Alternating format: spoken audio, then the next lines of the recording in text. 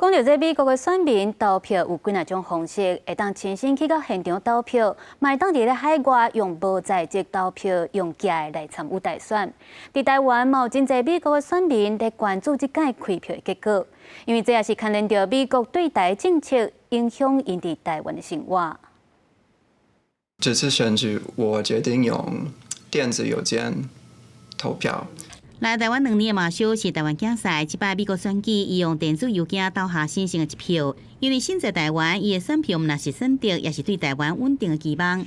Living in Taiwan as an American, you get a broader perspective on what is really important in the world. And for me, I believe that the most important thing America can do on the world stage is to support and protect democracies abroad. 身在台湾，加美国选民真关心台海局势，投票时也往往甲美国对台政策纳入考虑。Biden was very direct. He said, well, we will defend Taiwan. We will defend Taiwan. Would Harris say that so directly? We just don't know. With Trump, I think it's more difficult to tell. 来台湾18年的周一婷是政大历史系教授，像其他伫海外无得亲身到投票所的美国选民，伊选择用无在籍的投票方式。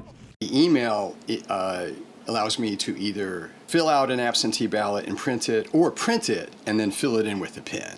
美国对1975年就开始实施快速投票，也叫做无在籍投票。海外选民要摕到选票，首先要登记这个投票资格，核准了后才摕到选票。各州规定无共款，有经由电子邮件伫线顶下载印出，也是传真甲邮件方式，拢使摕到选票。也若缴汇选票方式，有的是用电子化方式缴回去，大部分是要求选民用邮件的方式寄回。也若伫台湾，也会使甲写好选票送到 AIT， 统一寄登美国。 无论选举结果安怎，台美经济继续合作，依然是在台湾经商的美国选民真关心的议题。 There's not much room that any candidate can make major changes with U.S. policy towards Taiwan. Remember, you got a semiconductor industry which is critically important for every country in the world. The United States, if it wants to continue to have a good economy, it's going to have to work with Taiwan. 台北这家酒吧今天一大早就开门，吸引了不少在台湾的美国人一起聚在这边，盯着大荧幕要来看美国大选的开票过程。而在我旁边的这位是 Tim， 他来自美国的明尼苏达州，来台已经超过30年。Tim, we have 2 questions for you today. First of all, who do you support? And secondly, how does this U.S. election affect you as an American here in Taiwan? Okay, well, I support Kamala Harris and Tim Walz. And the reason I support them is I think for Taiwan and for the world, it's important to have stable government in the United States.